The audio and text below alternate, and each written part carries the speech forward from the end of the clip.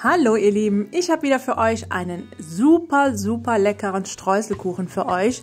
Der ist gefüllt mit lecker saftigen Äpfeln und einer leckeren, super leckeren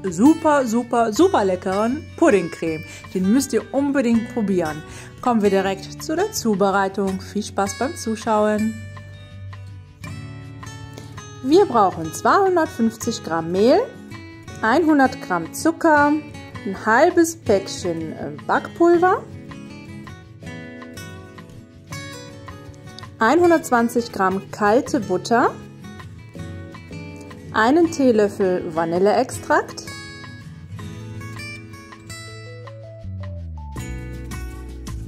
und ein Ei. Das Ganze verkneten wir mit den Händen. Am besten nur mit den Fingerspitzen, damit ihr eigentlich so eine Art Streuselteig erstmal bildet. Nicht so fest zusammenkneten mit der Faust, sondern nur wirklich mit den Fingerspitzen. Mit den Fingerspitzen immer wieder auseinander pflücken die Streusel und davon entnehmen wir jetzt circa 1/3 und heben sie erstmal für später auf. Das ist dann wie gesagt der Streusel zum Schluss. Und mit dem Rest verkneten wir zu einem Teig.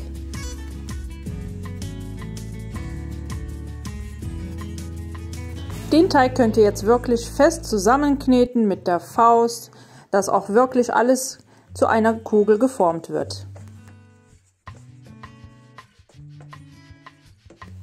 Dann habe ich hier eine 24er Springform, ihr könnt natürlich auch 26er Zentimeter nehmen. Die gut einfetten und darin kommt jetzt der Teig. Den habe ich jetzt vorher etwas flach gedrückt und das wird jetzt am kompletten Springformboden ausgebreitet. Immer schön von innen nach außen arbeiten, so dass ihr quasi etwas mehr Teig an den Rand bekommt. Dann könnt ihr den auch schön hochziehen, den Teig. Ihr könnt das am besten immer so mit 2 Fingern machen.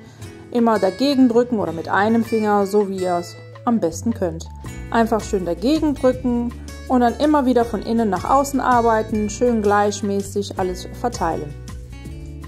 Wenn ihr den Rand dann so ungefähr bis zur Hälfte habt und alles schön gleichmäßig verteilt ist, kommt das dann erstmal in den Kühlschrank. Jetzt kochen wir erstmal den Pudding auf, dazu 400 Milliliter Milch in einen Kochtopf geben. Dazu füge ich 3 Esslöffel Zucker hinzu, ein Päckchen Vanillepuddingpulver und wer mag, kann noch 1 Teelöffel Vanilleextrakt hinzufügen. Das gibt das Ganze noch einen leckeren vanilligen Geschmack, kann aber weggelassen werden.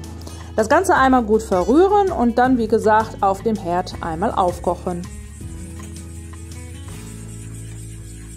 Während der Pudding vor sich hinkocht, können wir ja schon mal die Äpfel vorbereiten. Die könnt ihr einmal komplett schälen, aber dabei den Pudding nicht vergessen, immer wieder umrühren, nicht dass er euch am Boden anbrennt.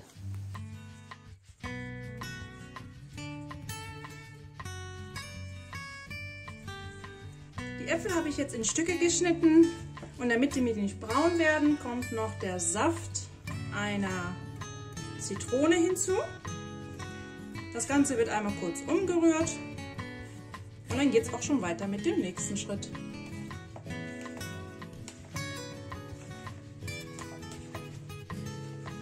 Mein Pudding ist auch schon fertig. Den lasse ich jetzt noch so circa 10 Minuten abkühlen.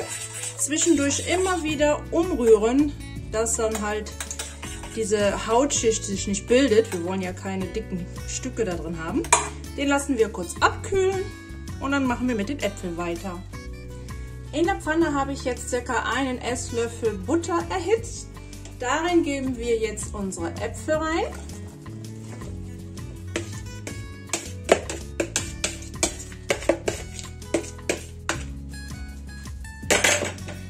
Dann den Zucker. Und ich gebe noch einen Teelöffel Vanilleextrakt hinzu. Das Ganze kommt jetzt nochmal auf den Herd für ca. 8 bis 10 Minuten auf mittelhoher Stufe. Gelegentlich die Äpfel in der Pfanne umrühren, während sie schön in der Pfanne braten. Und natürlich nicht den Pudding vergessen, immer wieder umrühren. Jetzt nehmen wir wieder unseren Pudding zur Hand. Der hat sich etwas abgekühlt. Und dann geben wir jetzt unseren Frischkäse dazu. und rühren ihn klumpenfrei einmal ein. Ich schwärme ja so für diesen Rührblitz, nennt er sich. Der ist besser als ein gewöhnlicher Schneebesen, denn beim Pudding herstellen bleibt nichts am Topfboden kleben.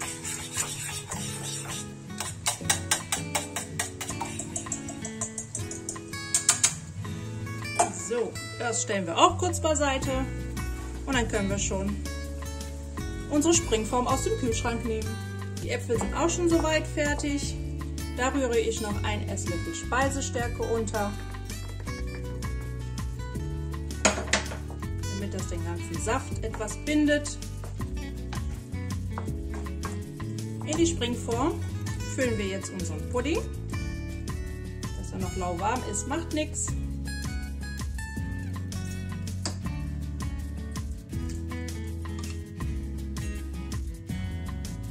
So. Einmal schön glatt verteilen. Darauf verteilen wir jetzt unsere Äpfel.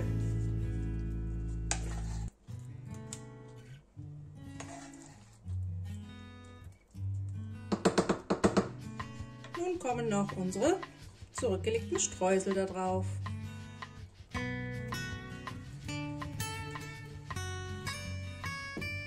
Der Kuchen kommt dann in den vorgeheizten Backofen bei 170 Grad Ober- und Unterhitze für ca. 50 bis 60 Minuten.